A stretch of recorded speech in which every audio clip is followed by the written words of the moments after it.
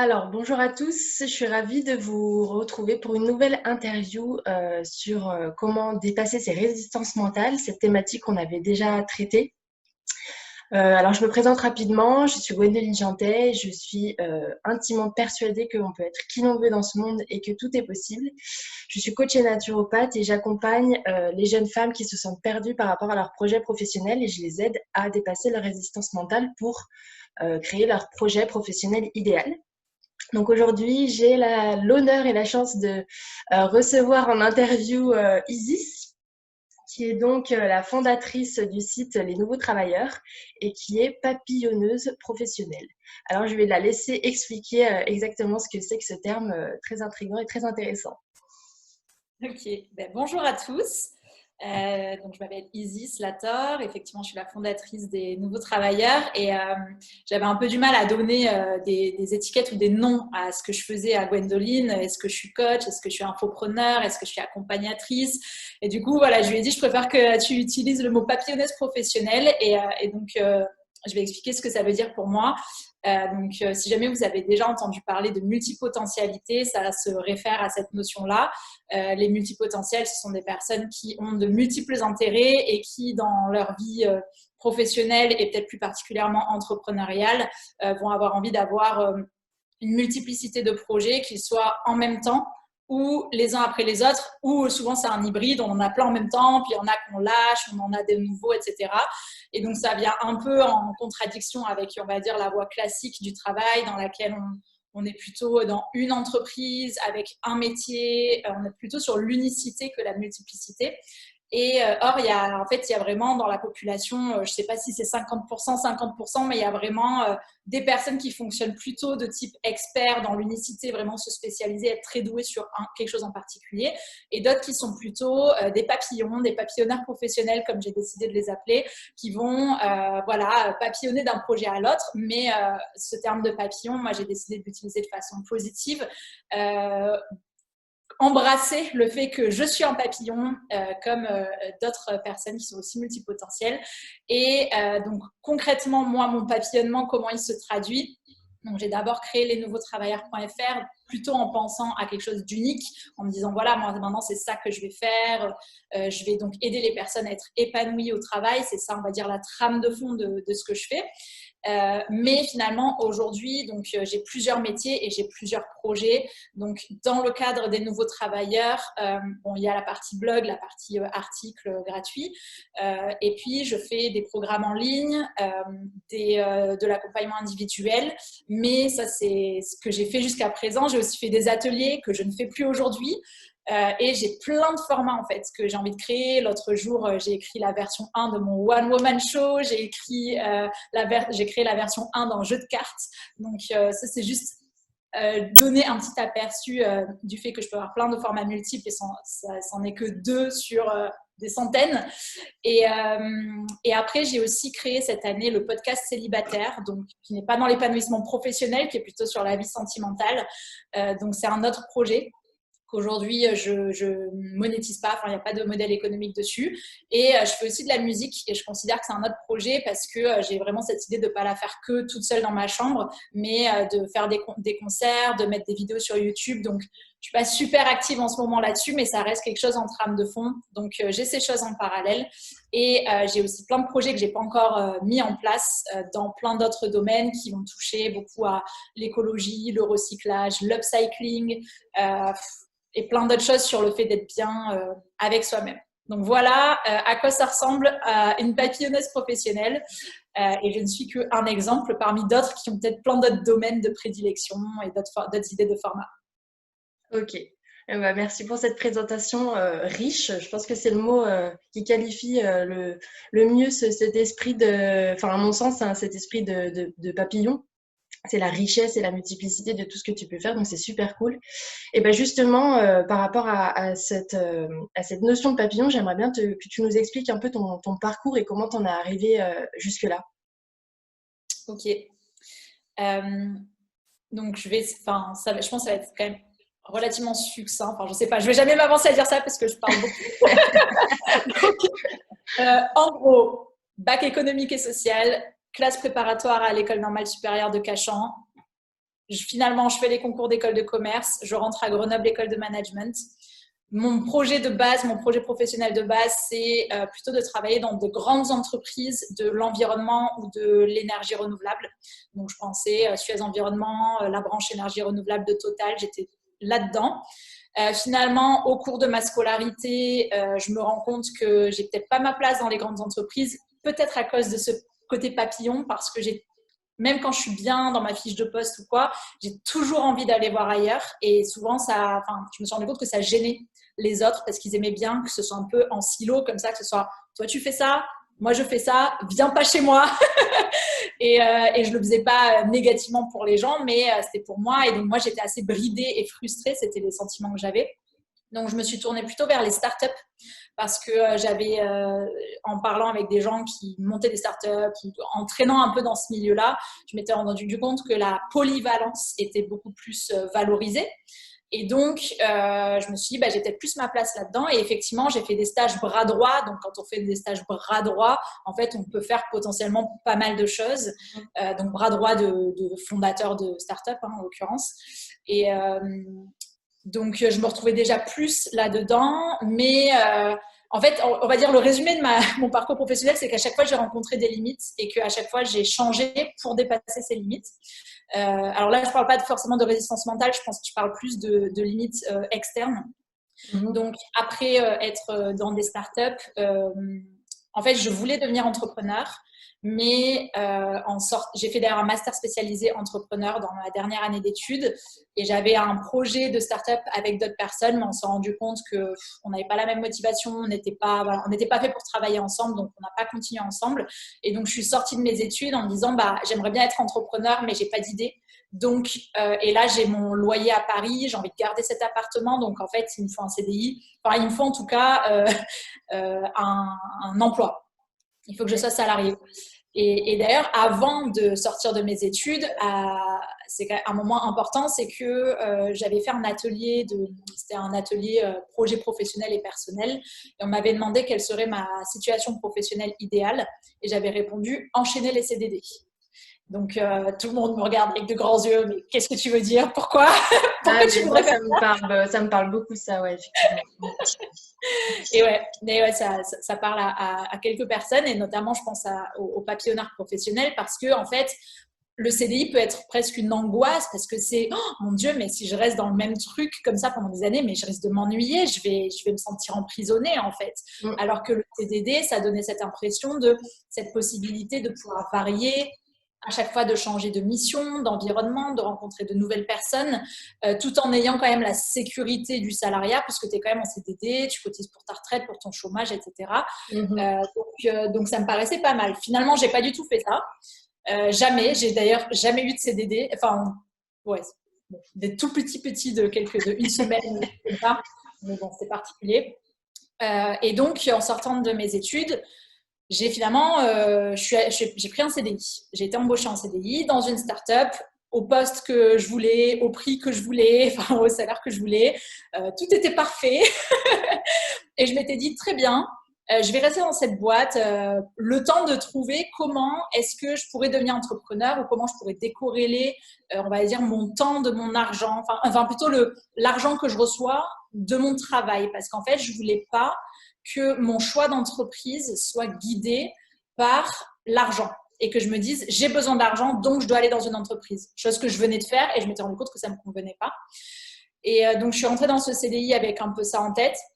Et là, ça a été un peu le début de la suite, puisque 2 mois après le début de mon CDI, j'ai découvert que j'ai regardé un webinaire et j'ai découvert qu'on pouvait vivre du blogging. Donc, on pouvait créer un blog et gagner sa vie avec. Et pour moi, c'était une révélation parce que j'avais déjà créé des blogs et je ne savais pas du tout que c'était un métier.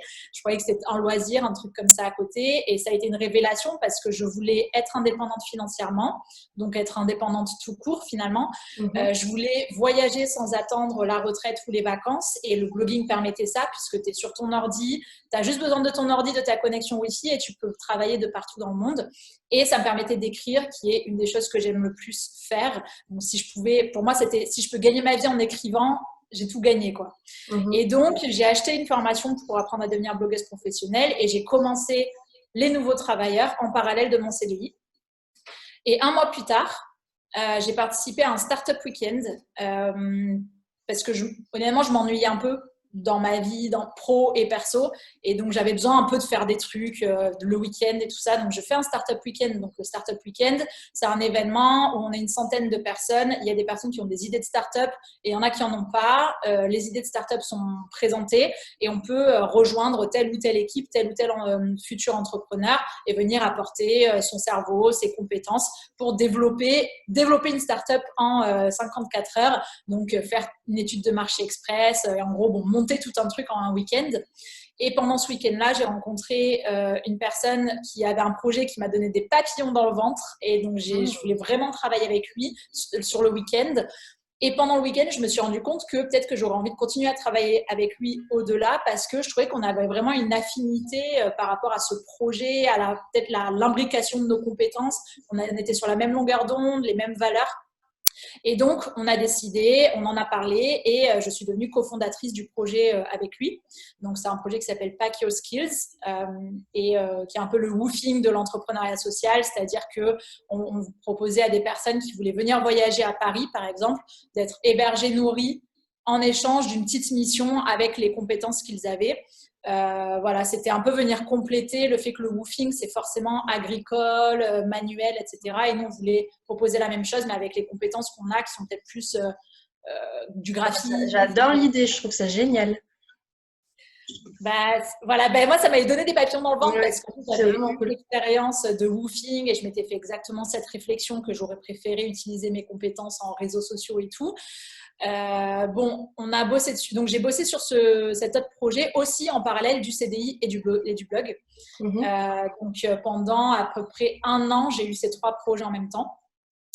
Et puis, il s'est passé un truc dans mon CDI, c'est que donc à peu près au bout de 6 mois, il y a eu un peu une restructuration. Mon manager principal est parti, qui était un des cofondateurs, et on est passé, enfin j'ai eu le droit de passer en remote, c'est-à-dire en télétravail à 100%, et j'ai bossé de chez moi. Donc pendant les 5 mois d'après, j'ai bossé 100% de chez moi, parfois dans des cafés, mais globalement c'était quand même beaucoup chez moi.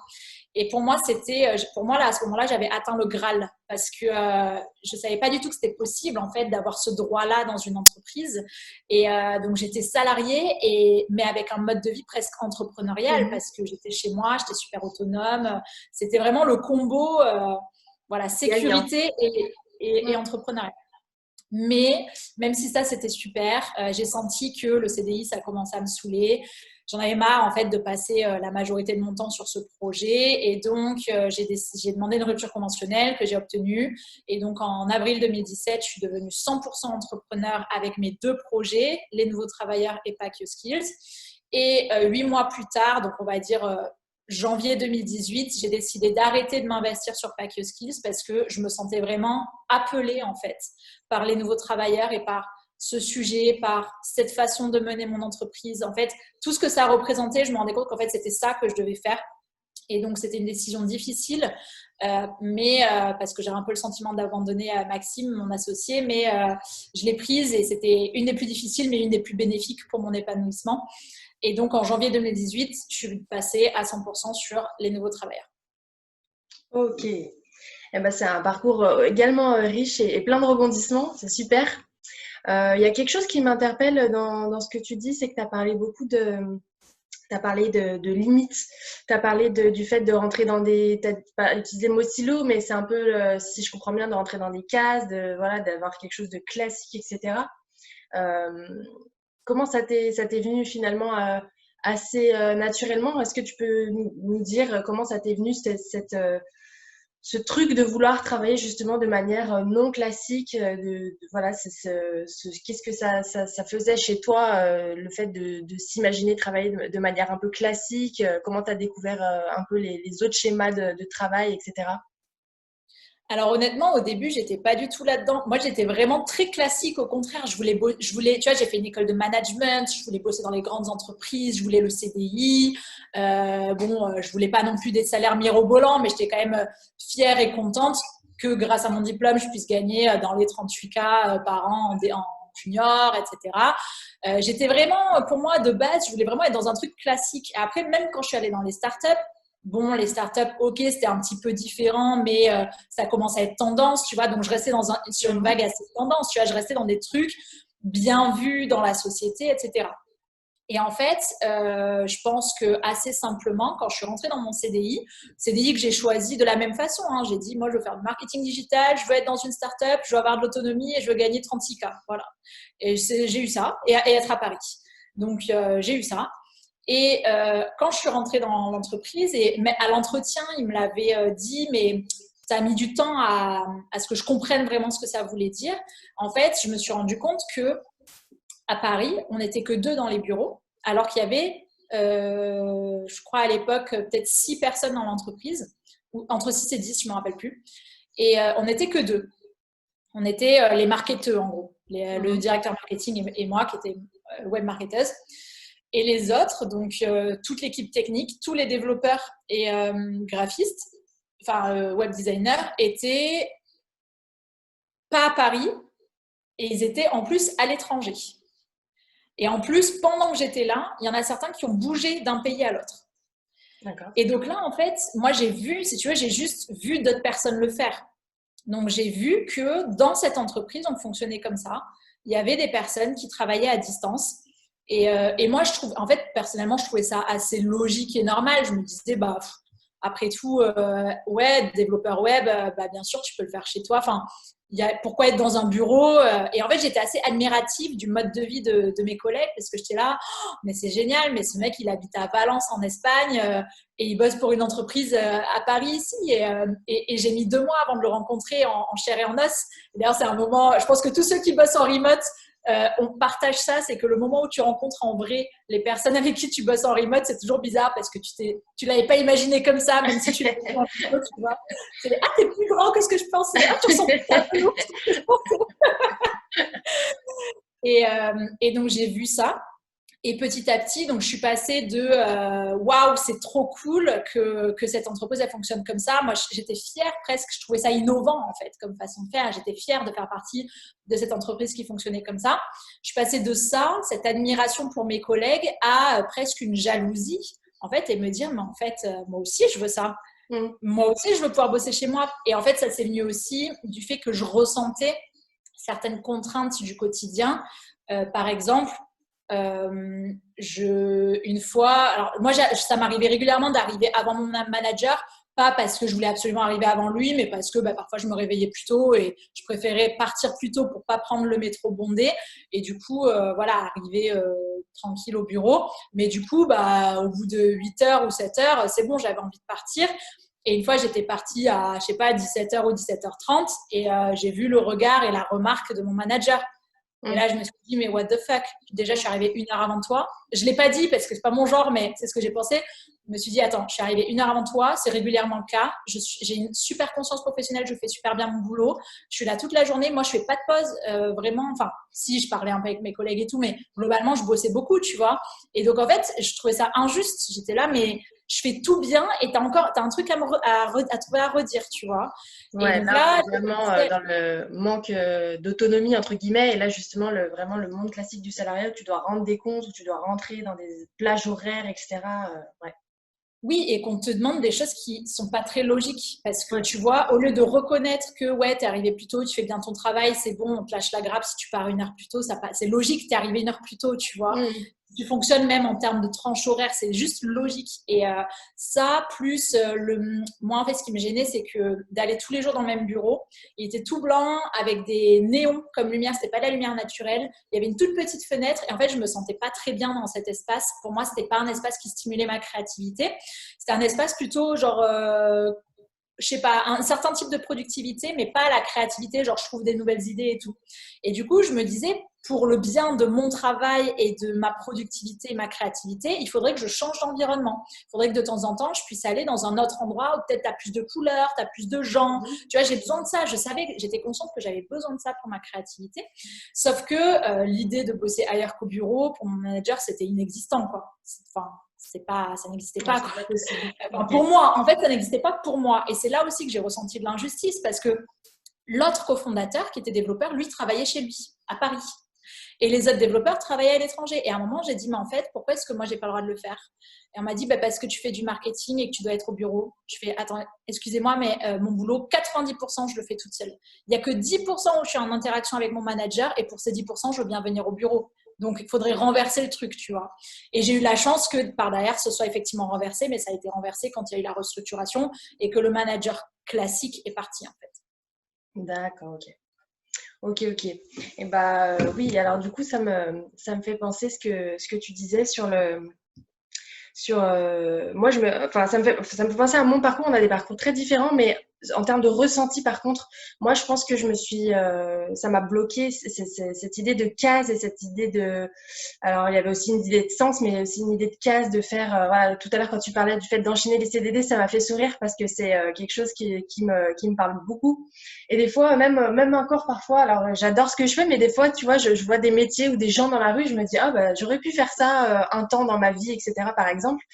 Et du coup, ça me fait penser, moi, c'est vrai que je pense, j'ai pas évolué, tu vois, comme toi, vers une forme de travail qui te convienne mieux. Moi, je pense que ça m'a bloqué beaucoup plus tôt au niveau de mes études même, où je trouvais pas le domaine d'études dans lequel je pouvais m'épanouir parce que bah je pense que comme toi, j'ai un côté papillon, ça me parle beaucoup et voilà, du coup bah ça me convenait pas. Rentrer dans des cases, ça me convenait pas et du coup ça m'a bloqué tout de suite.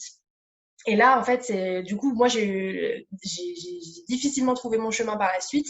Et du coup, je suis passée un peu plus de la case classique du salariat à je fais des études pour devenir indépendante directement et être libérale comme naturopathe ou coach, quoi. Mais du coup, et là, on en vient en résistance mentale. Je pense que j'ai rencontré, moi, des résistances mentales différentes des tiennes et beaucoup plus tôt sur mon parcours parce que c'était au niveau de mes études, quoi. Et du coup, bah, j'en viens à te demander, pour toi, est-ce que tu as rencontré des... Quand tu nous le racontes, ça a l'air d'être un parcours quand même assez, comment dire, naturel, qui a évolué un peu naturellement. Mais je voudrais te demander justement, est-ce que tu as rencontré des résistances mentales dans ton parcours? Et quelles étaient plus, on va dire pour résumer, mais un peu les principales, quoi. Mm. Alors, tu vois, enfin, je t'ai dit, j'en ai noté, mais tu vois, en t'écoutant, finalement, il y en a d'autres qui me viennent quand même de avant. Parce Ouais. que globalement, je t'avais dit, moi, on peut considérer que jusqu'au moment où je suis devenue entrepreneur, j'ai pas eu de résistance. Donc, effectivement, ce que je raconte, tu le ressens comme ça parce qu'en fait, moi, je le ressens comme ça a été naturel et fluide d'évoluer Mhm. comme ça.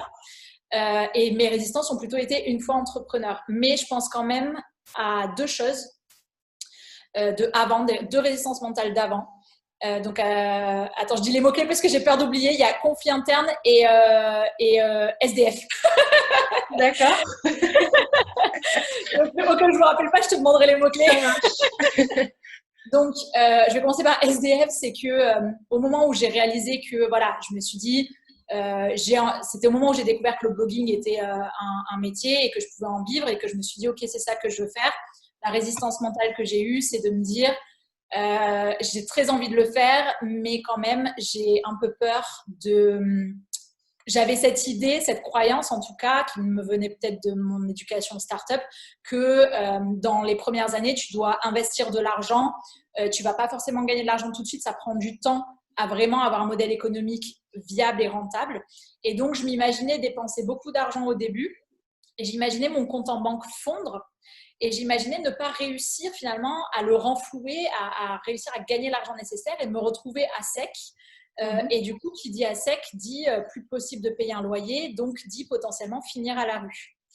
Et j'avais peur de ça. Donc, alors, je te dis tout de suite comment je l'ai solutionné parce que là, je pense que c'est assez particulier, tu vois. Mais j'ai appelé mes parents et je leur ai dit cette peur-là. Je leur ai dit si jamais ça arrive, est-ce que je pourrais venir chez vous? Ils m'ont dit oui. Et du coup, ça a fait sauter la barrière. Et je me suis autorisée à me lancer. Et il se trouve que même quand j'ai utilisé de l'argent, que j'en ai dépensé, j'ai utilisé une enveloppe de 10 000 euros, même 12 000 euros de mon compte dans mes débuts. Mais tu vois, quand je suis arrivée au bout des 12 000, je me suis dit, maintenant, ça suffit. Maintenant, on ne va pas continuer à creuser. Et j'ai gardé, en fait, tout ce que j'avais sur mon compte, qui était toujours là. J'ai dit, en fait, ça, je ne veux pas que ça descende. Donc, soit je trouve un boulot, soit je rentre chez mes parents. Et j'ai choisi de rentrer chez mes parents pour rester focus. Donc ça, D'accord. je pense que c'est une peur qui doit être quand même pas mal, qui est quand même pas mal partagée par les gens qui sont Ouais, en ouais, ouais, entrepreneuriat. carrément. Mm. Et donc l'autre, c'est bon, je me rappelle, conflit interne. Bon, là, peut-être un petit peu différent, mais c'est dans mon stage de fin d'études qui était dans une start-up. Les 4 premiers mois sur 6 se sont super bien passés, j'adorais ce que je faisais. Et dans les 2 derniers mois, ça s'est corsé, notamment parce que, en gros, moi, j'étais un peu une coordinatrice. J'étais en contact avec des prestataires qui créaient notre nouveau site web. Et donc, c'est moi qui gérais la relation. Et il se trouve qu'on a eu un peu des problèmes avec les prestataires, du genre des délais, du retard, ou des trucs livrés qui n'étaient pas ce qu'on avait demandé, enfin, ce genre de trucs. Et mon manager m'a demandé de gérer les choses d'une façon et à gérer lui-même les choses d'une façon qui était complètement contre mes valeurs. Et c'est pour ça que j'ai dit le mot-clé conflit interne, parce que, en fait, là, dans ce moment-là, j'étais complètement consciente que ça ne me convenait pas. Et ma tête, elle me disait, mes 2 options, c'est soit je me rebelle et je dis, ça ne me va pas du tout, je refuse, et du coup, je vais me faire virer. Soit je ferme ma gueule et je fais ce qu'on me demande parce que je suis recrutée par cette entreprise, je dois me montrer loyale envers cette entreprise et ce qu'on me demande de faire. Et là, j'ai été prise entre ma valeur de loyauté et ma valeur, on va dire, humaniste, de dire je ne souhaite pas discuter avec les gens de cette façon et leur imposer ça, en fait. Et j'ai choisi la loyauté pour l'entreprise. Et en fait, ça m'a créé un conflit interne parce que j'aurais dû choisir l'autre. Qui étaient mes vraies valeurs. Et donc ça, je pense, tu vois, moi je l'ai vécu dans le salariat et je pense que c'est une résistance mentale pour moi dans le sens où tu es en conflit de valeurs et selon ce que tu choisis, derrière ça peut avoir des conséquences super négatives pour toi. Et depuis ce jour-là, ce que j'ai appris principalement de cette expérience, c'est qu'en fait, j'avais dans un premier temps refusé ce stage. Je l'avais refusé parce que lors de l'entretien, j'avais senti qu'avec ce manager, il y aurait des problèmes. Parce qu'il avait une façon d'être. Je me suis dit, je sens, intuition. pas pour moi. Ouais, l'intuition. Et du coup, quand ils m'avaient appelé pour me dire qu'ils me prenaient, je leur ai dit, moi je suis désolée, mais je ne vais pas venir. Et c'était l'autre que j'avais au téléphone et je lui ai expliqué pourquoi. Je lui ai dit, parce qu'avec un tel, je pense que ça ne va pas le faire humainement. Et après, ils m'ont fait parler avec lui. Il m'a dit, je sais que je suis un peu comme ça, mais je vais faire des efforts. Et effectivement, au début, ça se passait bien. Mais quand lui, il a été sous pression de ses investisseurs, du fait qu'il ne trouvait pas des fonds et tout, lui, il a explosé. Moi, je l'ai pris. Et voilà. Et donc, ma leçon, c'était... ce jour-là, à cette période-là, j'ai compris que je pouvais faire confiance à mon intuition. Voilà. Et du coup, ça m'a servi par la suite. C'est super intéressant parce que ça, je pense que dans les 2 exemples que tu nous prends, la question, le mot-clé SDF, en fait, ça représente la sécurité, finalement, la sécurité financière, le fait d'avoir toujours un toit, c'est vraiment la base, quoi, d'avoir un toit au-dessus de la tête. Vraiment, je pense que c'est ce qui fait peur à plein de gens dans le fait de changer quand on se sent mal quelque part. Et la deuxième, ça représente justement ce qui t'amène à ça, ce qui t'amène à te dire, là, je me sens pas bien. Et ce conflit de valeurs, ça, je pense qu'il y a plein de gens dans le salariat qui le rencontrent. Moi, ça me parle énormément parce que j'ai travaillé dans l'immobilier, j'ai fait des études dans l'immobilier et j'ai travaillé dans une régie. Et donc, en lien avec, je faisais le lien entre les propriétaires, les locataires, etc. Et c'était très difficile parce que, moi, personnellement, les pratiques de certaines entreprises dans l'immobilier me convenaient pas du tout en termes de valeurs, bref, tout ce qu'on peut imaginer dans ce genre de milieu qui me convenait pas du tout. Et c'était hyper difficile et c'est ce qui fait que j'ai su très vite que je voulais pas faire ça en fait. Ça, c'était pas possible. Et du coup, c'est je pense ce conflit de valeurs et il amène beaucoup de gens justement à se dire là, ok, il faut que je change ou d'avoir cette intuition en tout cas qui sont pas à la bonne place. Et ensuite se pose la question des résistances quoi. Qu'est-ce qu'il y a entre ce moment où tu captes que t'es pas au bon endroit et le moment où tu te mets en marche vers quelque chose de différent, quoi. Donc du coup, j'ai compris que tu avais d'autres résistances auxquelles tu avais pensé. Et du coup, ma question d'après, c'était comment tu as réussi à les dépasser. Donc, je te laisse nous expliquer pour les prochaines, pour les suivantes. Du coup, je peux citer celle de l'entrepreneuriat. Peut-être, je pense que c'est quand même intéressant de les aborder. Oui, c'est celle-là dont je parlais, ouais. D'accord, ok. Moi, effectivement, j'ai quand même l'impression que mes résistances sont arrivées plutôt au bout de environ 1 an d'entrepreneuriat. En fait, ma première année, franchement, c'était Ibiza, quoi, parce que j'avais le chômage au début. Après, j'avais mon enveloppe au départ 10 000 euros. J'ai un peu dépassé sur 12 000 que j'avais épargné pour faire un tour du monde. et que finalement, j'ai décidé d'utiliser pour venir compléter, une fois que le chômage s'est terminé, venir compléter. Parce que finalement, j'ai décidé que je voulais plus faire un tour du monde, pas que en mode tour du monde, parce qu'en fait, je voulais continuer de travailler, je voulais être sur mon blog, parce que justement, c'était le but, c'était pouvoir faire les deux en même temps. Et du coup, cette année-là, en 2018, je suis devenue digital nomade, c'est-à-dire que je suis partie de Paris, je suis partie en Amérique latine pendant 8 mois, avec un autre groupe de digital nomades. Et donc, chaque mois, j'ai changé de pays. Et donc, si tu veux, quelque part, je recevais mon salaire tous les mois, soit via le chômage, soit via mon enveloppe, en fait, qui était là. Et donc, je puisais dedans ce dont j'avais besoin. Et puis, je faisais mes contenus gratuits. En fait, je n'étais pas du tout dans l'idée de gagner de l'argent à ce moment-là parce que mon formateur m'avait dit il faut d'abord créer une communauté. Et je ne sais pas trop pourquoi. Moi, je m'étais mis en tête qu'il fallait que ça prenne un an. Donc, pendant un an, j'ai juste créé les articles sur mon blog. J'ai fait que du contenu gratuit. Donc, en fait, tu n'as pas la pression. Tu es en mode je suis en train de faire mon boulot et en plus, je suis payée puisque je suis payée par mon enveloppe. Tu vois. Et là où ça s'est corsé, c'est en fin de première année quand j'ai voulu commencer à gagner de l'argent parce que les choses ne se sont pas passées aussi facilement que je pensais. Donc, en fait, ce que je voulais faire, c'était faire la transition. En gros, on m'avait dit, lance une formation en ligne, lance une grosse formation en ligne. Comme ça, tu vas faire un gros chiffre d'affaires et ça va te permettre de tenir ton salaire plusieurs mois.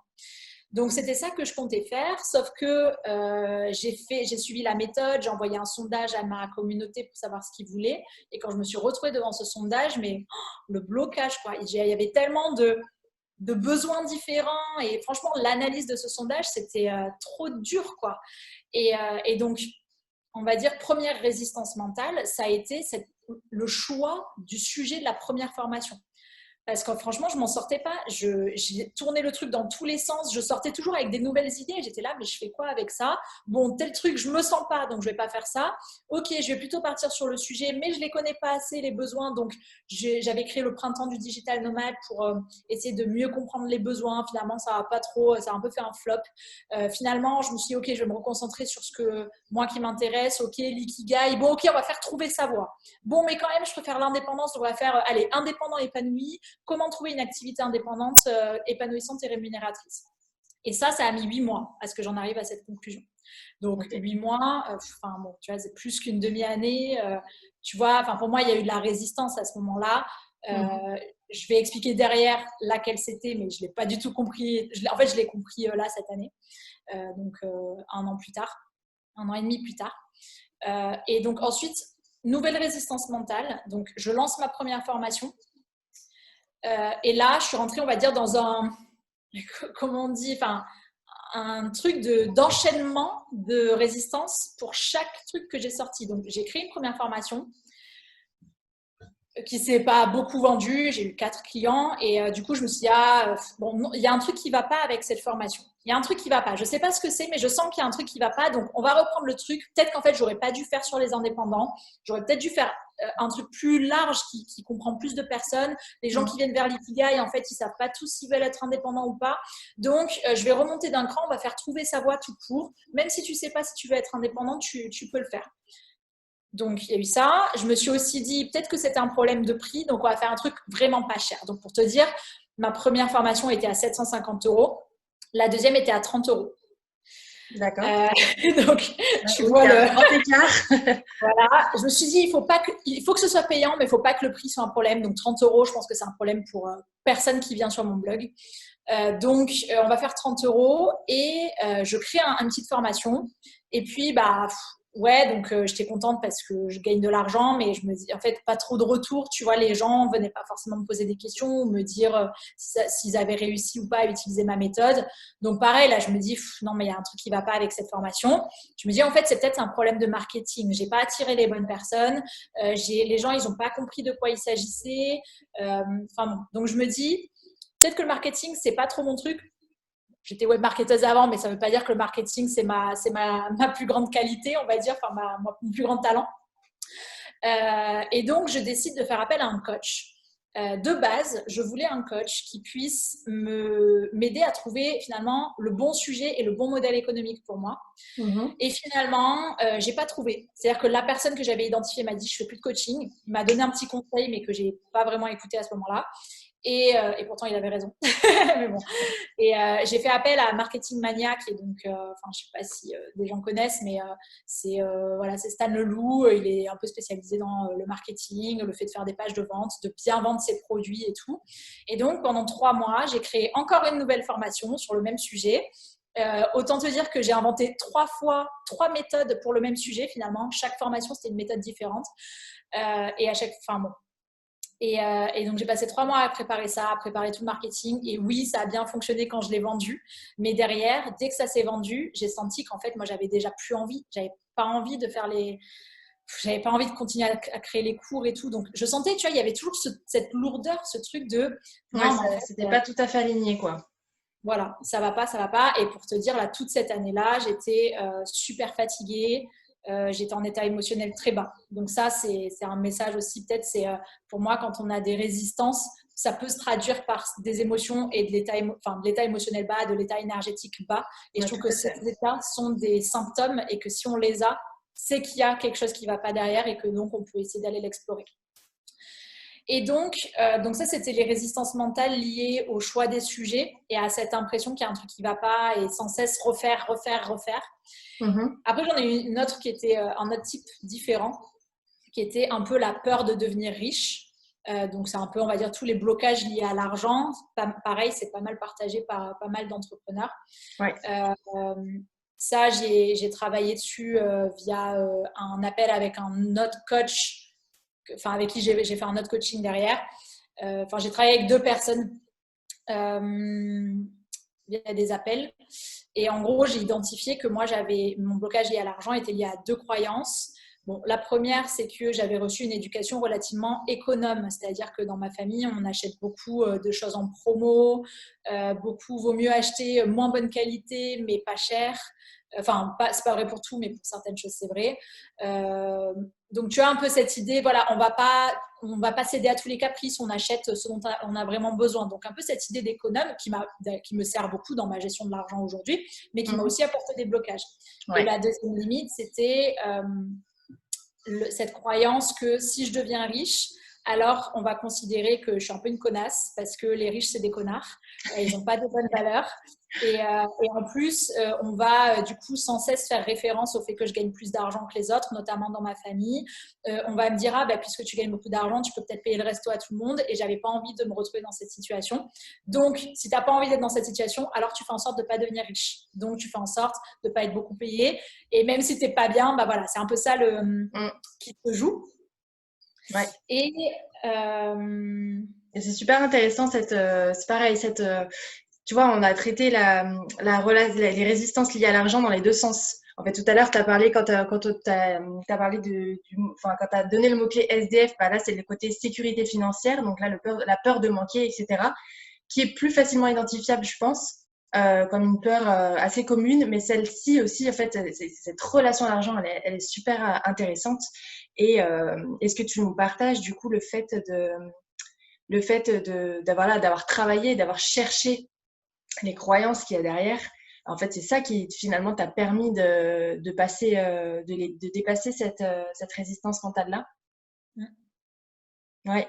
Tu vois, ça me fait rebondir aussi sur autre chose, c'est que ce qui est super intéressant dans nos parcours respectifs, c'est qu'on a ça montre vraiment qu'il y a des résistances mentales à tous les niveaux dans un parcours. C'est-à-dire que ça peut se situer vraiment au début et ça peut être vraiment un gros frein et un gros obstacle au fait de passer à l'action et d'être dans le changement, ce qui, moi, a été beaucoup mon cas. Et ce qui est le cas beaucoup des personnes que j'accompagne, puisque moi, je travaille sur le projet pro. Donc, vraiment, je travaille avec des personnes qui sont soit en études, soit dans une situation professionnelle qui ne leur convient pas et qui veulent changer, mais qui n'y arrivent pas. Et autant toi, ça se situe plus tard. Donc, en fait, c'est vrai que c'est intéressant de remarquer qu'en fait, à tous les niveaux d'un parcours, il peut y avoir des résistances mentales, mais que finalement, la manière de travailler dessus, c'est toujours la même, entre guillemets, c'est-à-dire, c'est de travailler sur soi, quoi. D'aller chercher le message qu'il y a derrière cette résistance mentale. C'est ça, en fait. Hein. C'est comme ça pour toi aussi que tu identifies le fait d'avoir réussi à passer au-dessus? Alors, j'ai d'autres outils, mais principalement, je dirais que déjà, être conscient de cette résistance, c'est le premier pas, parce qu'en fait, tant que tu n'en es pas conscient, tu ne sais pas que tu dois dépasser ça, tu vois. Tu ne sais pas d'où ça vient, en fait. Clairement, pour moi, moi, je fais tout le temps de l'introspection, de la remise en question, et dès que je sens des trucs, j'essaye de comprendre pourquoi. Donc forcément, ce travail sur soi, je pense qu'il aide à repérer les limites et à les dépasser. Mais après, j'ai quand même d'autres outils que ça D'accord. que je peux proposer. Enfin, tu sais, les 3 dont je t'ai parlé. Ouais. Mais je voulais juste rajouter une dernière résistance aussi que Ouais. j'ai sentie dans ma vie d'entrepreneur. C'est plus par rapport à la façon à la façon de vendre, on va dire. En fait, j'ai finalement, dans cette histoire de formation, il y avait plein de choses qui m'allaient pas. Le problème venait du choix du sujet, il venait du fait de choisir de faire une grosse formation, et il venait de la façon de vendre. Parce qu'en fait, ce sujet, je l'ai choisi avec mon mental, pas avec mon cœur, et c'était ça le problème. J'étais trop tournée vers les autres et pas assez vers moi. La grosse formation, je me suis rendu compte que ça me convenait pas, parce qu'en fait, je suis très... C'est comme si mon métabolisme mental était très rapide, dans le sens où j'ai besoin que ça aille vite et d'être sur des périodes courtes. Donc moi, faire un truc sur 6 mois, 1 an, ça m'angoisse en fait. J'arrive pas à me projeter là-dedans, et j'ai besoin de faire des choses plus courtes. Mes accompagnements, ils font 6 semaines, et ça, c'est une durée qui me va bien. Au-delà, ça commence à faire beaucoup pour moi. D'accord. Parce que moi, j'évolue trop en fait. J'évolue trop dans mes envies, donc je peux pas faire des choses qui dépassent mon cycle à moi, tu vois. Et troisièmement, la façon de vendre. Tout cet aspect très marketing et tout, c'est sûr que ça marche, et c'est pour ça que, on parle beaucoup de marketing, de vente dans l'entrepreneuriat, parce qu'on a besoin d'argent. Donc voilà, je dis pas que c'est pas des outils qui marchent, mais en fait, il y a une différence entre ça c'est bien, cette idée elle est cool, cet outil il marche bien et il est fait pour moi. Et ça, c'est la leçon que j'ai apprise pendant mon entrepreneuriat, c'est de me rendre compte que au début, je suivais des conseils qu'on me donnait, parce qu'au début, tu sais pas trop comment faire autrement. Mais quand tu les testes et que tu te rends compte que c'est pas fait pour toi, là où j'ai eu de la résistance mentale, c'est de l'accepter et de dire c'est pas fait pour moi, donc je ne vais pas faire comme ça, je vais faire autrement. Et là, j'ai mis du temps, j'ai mis vraiment plusieurs mois, ça a été un travail, je dirais, tu vois, de fin 2018 à là, automne 2020. Je trouve que j'ai un peu tout ce temps-là, je l'ai passé à me rendre compte de ça, à tester et à me dire ça me va pas, ça me va pas, ça me va pas. Ok, je teste tel truc, ah ben ça me va, je teste tel truc, ah non, ça me va pas non plus. J'ai fait 1 an et demi à faire ça. Et c'était un peu intuitif, c'est pas très conscient tout ça. Tandis que Il y a un semi vrai travail, il y a un vrai travail de connaissance de soi, quoi. Vraiment d'aller creuser sur aller chercher ce qui te convient à toi, ce que tu fais.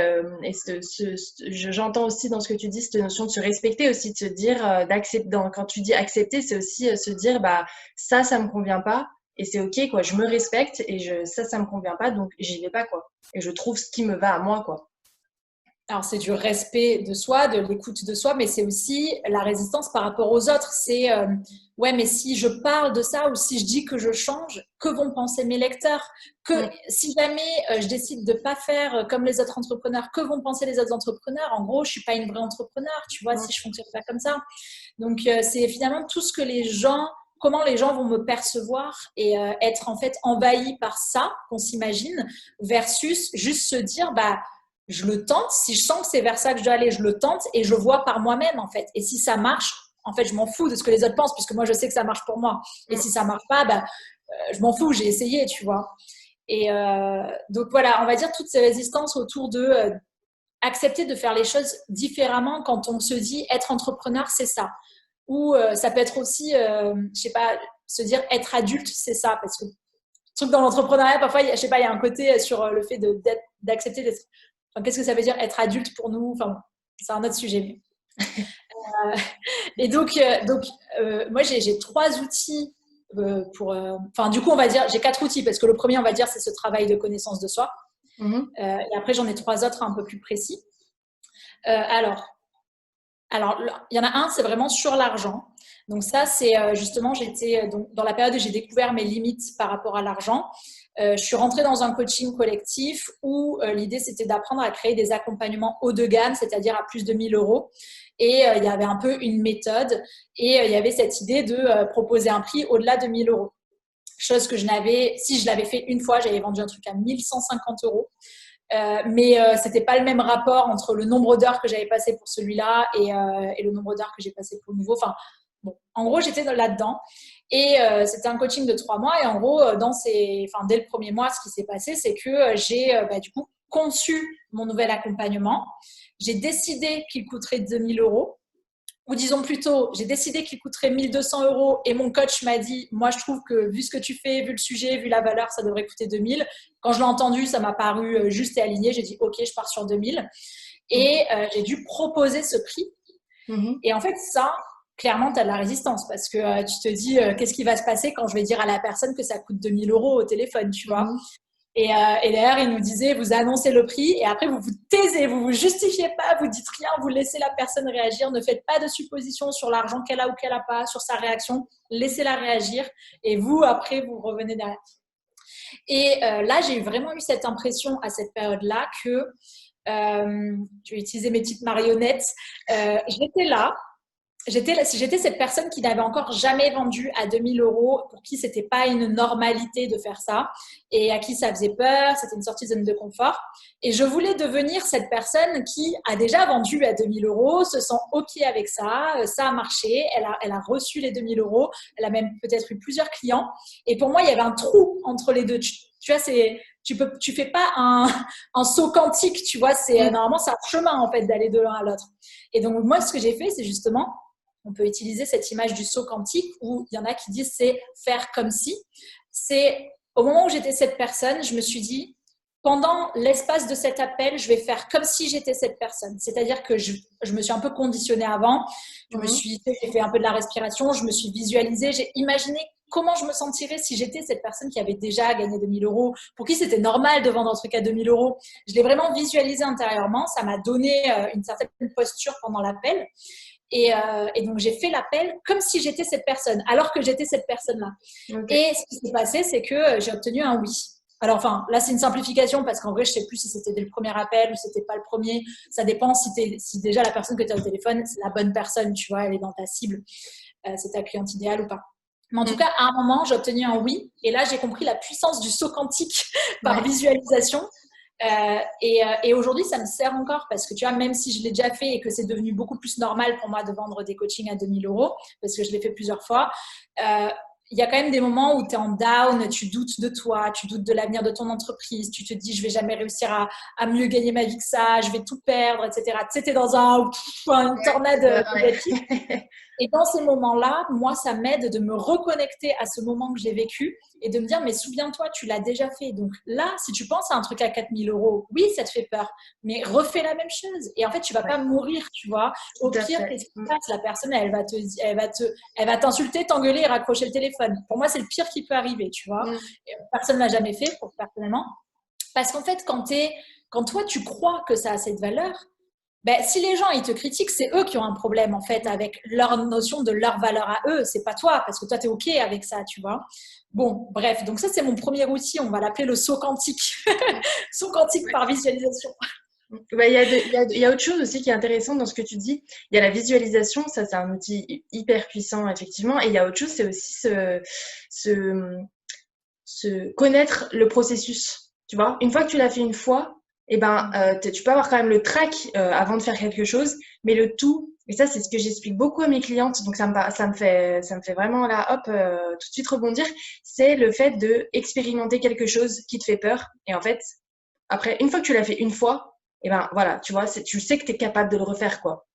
Et c'est pas parce que tu ressens du trac, parce que le trac c'est quelque chose de normal et c'est quelque chose presque même que tu ressens quand tu te challenges, donc c'est une bonne sensation. Et ben ce mécanisme d'avoir compris le processus et du coup d'être capable de le conscientiser, de se dire bah je l'ai déjà fait donc je suis capable de le refaire, quoi. Ouais, exactement. Et ça aide beaucoup parce qu'en fait quelque part tu n'as plus d'excuses, tu es là, non mais en fait je l'ai déjà fait, donc si je l'ai déjà fait hier, je suis capable de le faire aujourd'hui, donc j'ai pas d'excuses, il faut juste que j'y aille, que je prenne mon courage et que j'y aille, quoi. Ouais. Donc ça c'était le premier outil. Le deuxième qui quand même se rapproche de la connaissance de soi, mais là je vais parler un petit peu design humain. C'est moi cette année j'ai appris à écouter mon sacral.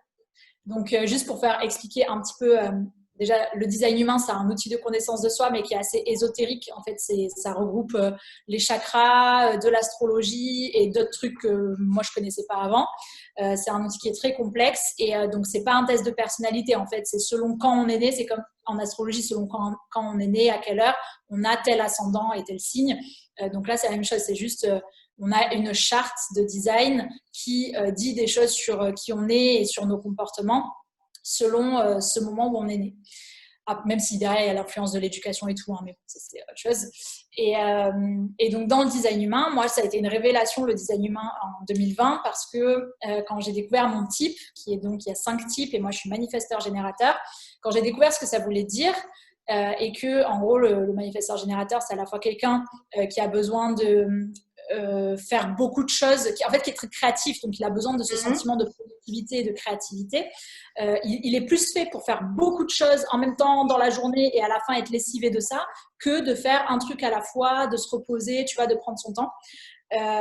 Et c'est aussi un type qui, en fait, chaque type a une stratégie. La stratégie du manifesteur générateur comme moi, c'est de répondre. Et répondre, ça veut dire, en fait, ça utilise le sacral, qui est, on peut dire, c'est un des chakras, en fait, le chakra sacré.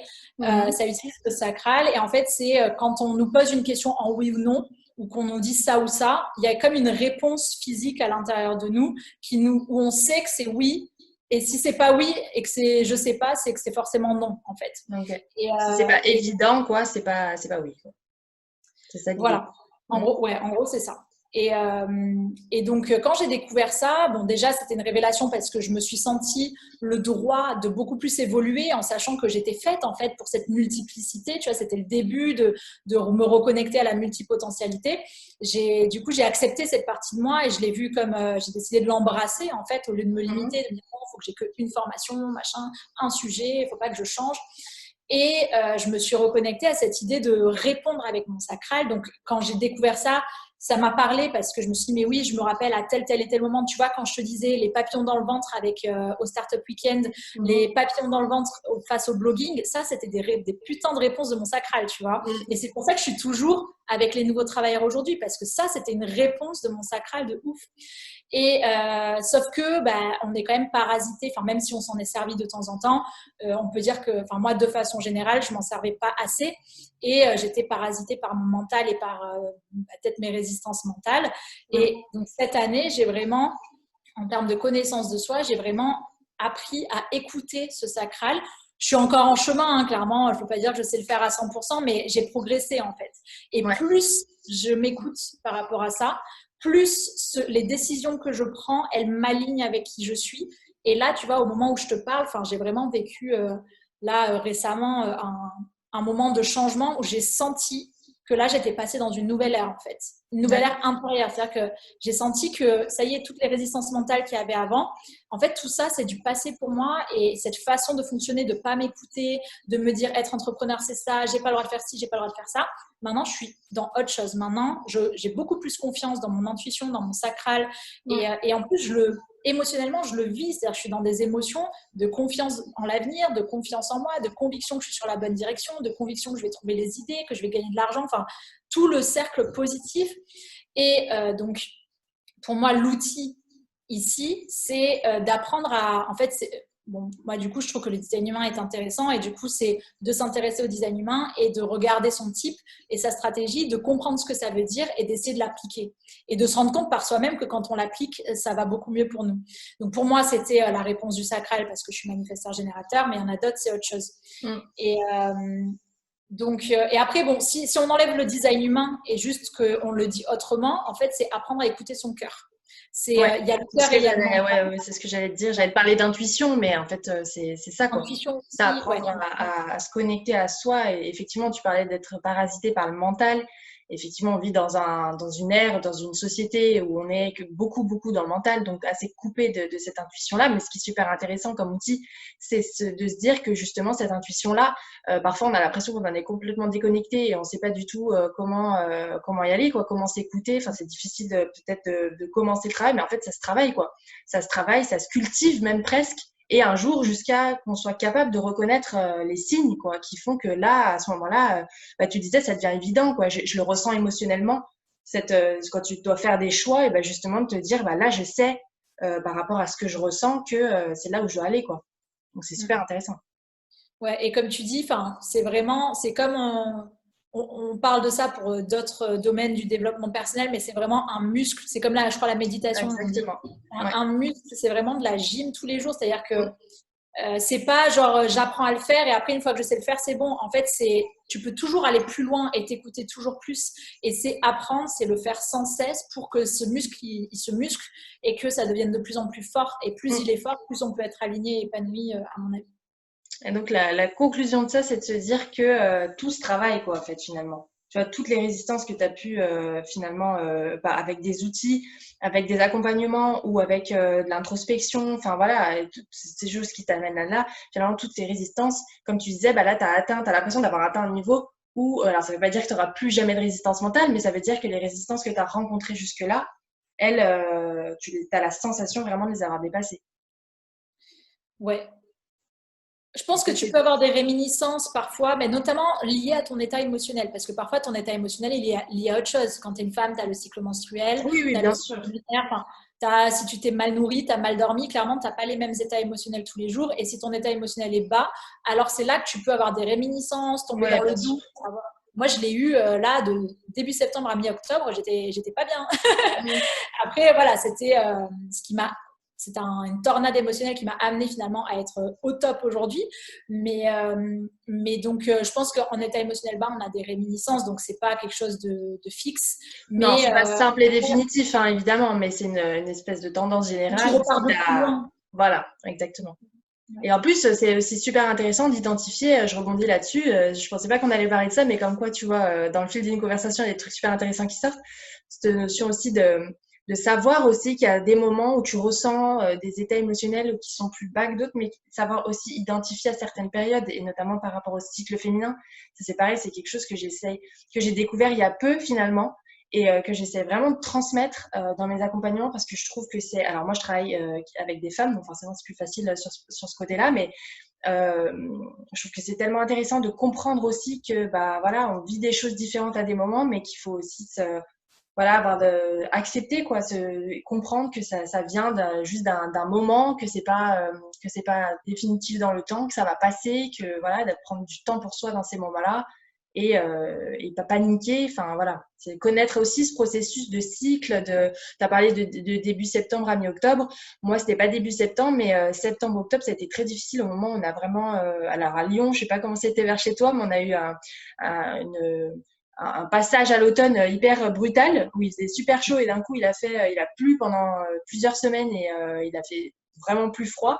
Et ben là c'est pareil, l'énergie des saisons aussi pour moi il joue beaucoup, il est super important parce que tu as une énergie qui est plus basse. Et là, si je fais le comparatif entre l'énergie que j'ai maintenant et l'énergie que j'avais cet été, elle est complètement différente. Cet été, je pétais le feu, j'avais vraiment une énergie de dingue. Et là, je me sens beaucoup plus dans une énergie plus, je sais pas comment dire, plus douce, plus ronde, plus voilà, pas du tout la même énergie quoi. Donc ça aussi c'est super intéressant et notamment de la thématique des résistances mentales et de la connaissance de soi, d'avoir conscience de ça quoi. Et juste le truc, peut-être le truc que moi j'aimerais dire aux gens par rapport à ça, c'est bien de s'intéresser au cycle menstruel, au cycle lunaire et au cycle des saisons, on va dire, et à l'impact que ça peut avoir sur nous. Mais en fait, pour moi, tu vois, enfin, moi, même si j'y crois, moi, j'ai besoin de le sentir pour savoir l'utiliser cet outil en fait. Parce qu'au début, je disais, ok, j'ai compris que tu me dis que là, un peu avant mes règles, je suis censée beaucoup manger et être déprimée. Mais en fait, moi, la dernière fois, je me sentais super en forme avant mes règles, donc je comprends pas, j'arrive pas à en faire un vrai outil. Donc en fait, en ce moment, je suis dans la phase d'observation, c'est-à-dire que j'ai d'un côté ce qu'on dit de ces périodes-là, je dis ok, à ce qui paraît, là, je vais rentrer dans une phase où ceci, cela, le reste. Moi, maintenant, j'observe et parfois, j'ai un petit carnet quand il se passe quelque chose de particulier, genre un pic d'énergie ou dans un sens ou dans l'autre.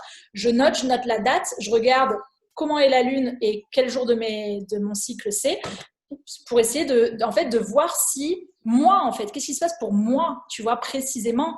Et tu vois, moi, j'ai pas le syndrome prémenstruel que certaines femmes ont. Moi, j'ai jamais eu de douleur au ventre comme ça. Enfin, tu vois, donc on est tous différents, toutes C'est la différentes. notion d'individualisation qui est super importante dans ce que tu dis et je te rejoins complètement là-dessus. Puis même d'un cycle à l'autre, d'une même personne, c'est différent. Moi, des fois, je suis complètement KO sur un cycle et puis le cycle d'après, ça se passe beaucoup mieux. Et je me sens pas, enfin, j'ai pas l'impression que ça m'impacte plus que ça, quoi. Mais ouais, effectivement. C'est beaucoup d'observation. Je trouve que cette notion d'observation aussi, elle est super intéressante dans tous ces moments-là, quoi. Et je dirais d'appropriation des concepts, tu Mm. vois. C'est vraiment comprendre, dire, OK, il y a ce concept de cycle menstruel, mais je vais me l'approprier en l'observant et en le comprenant profondément, en fait. Et du coup, derrière, de l'utiliser, finalement, de transformer l'outil pour soi et Mm. pas juste de suivre un truc comme ça. Et du coup, j'avais un dernier outil, mais en fait, qui rejoint un peu un truc que tu as dit, qui est, tu parlais de dépasser sa peur, faire quelque chose Ouais. pour l'avoir une fois et derrière être bien. Moi, en fait, un truc qui m'a aidé, donc si je peux donner un exemple précis, c'est pareil, c'était au printemps, on va dire avril 2020, mai 2020, j'ai réalisé que en fait, je voulais pas en accompagnement, je voulais pas prendre des gens qui savaient pas s'ils voulaient devenir entrepreneurs ou pas, parce que je me suis rendu compte que moi, ce que j'aimais, c'était accompagner les entrepreneurs. Et donc, Ok. c'était un changement d'orientation, un changement de cible. Et derrière, j'ai eu, dans les 4 personnes que j'ai coachées, j'ai eu une personne qui était solopreneur déjà, et du coup, j'étais étonnée. J'étais là, mais pourquoi tu viens me voir? Tu es déjà entrepreneur. Et en fait, ça a été une révélation parce que je me suis rendu compte qu'en fait, ça m'intéressait vachement de travailler avec justement, parce que moi, c'est ce que j'ai vécu, c'est quand j'étais déjà entrepreneur, j'aurais eu besoin d'aide pour qu'on me dise, tu as le droit de faire comme ça, écoute-toi, fais comme tu le sens, suis ton intuition. Et moi, j'avais pas eu quelqu'un qui m'a dit ça. Et du coup, d'ailleurs, je me suis dit, OK, en fait, je veux plus accompagner les gens qui veulent devenir entrepreneurs. Je veux accompagner les solopreneurs, ceux qui le sont Mhm. déjà et qui rencontrent des résistances à ce moment-là. Bon, maintenant, j'ai encore un peu évolué par rapport à ça, mais à ce moment-là, ce qui s'est passé, c'est que moi, ma résistance, c'était, ouais, mais attends, si je dis dans ma newsletter, je dis aux gens que je change, qu'est-ce qu'ils vont penser? Ils vont se dire que je suis instable, que je fais que changer d'avis, qu'ils savent plus où ils en sont parce que ça change tout le temps. Du coup, il y en a plein qui vont partir parce qu'ils seront plus concernés, tu vois. Toutes ces pensées-là. Et en fait, ce que j'ai fait, c'est que je l'ai quand même fait. J'ai quand même envoyé cet email où je disais que je changeais.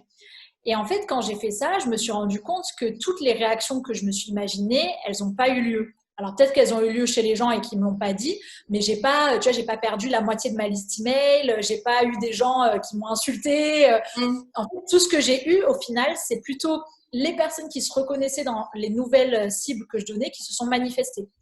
Donc, ce qui m'a un peu rassurée, confortée, parce que je me suis dit, ah, ça va, en fait, il y a quand même 2-3 personnes qui sont concernées dans ma liste. J'ai peut-être pas faux sur toute la ligne. Et en fait, c'est un exemple parmi d'autres de cette année où, tu vois, j'ai annoncé des choses que j'avais peur d'annoncer. Mhm. Parce que j'avais peur de perdre ma liste, de l'argent, etc.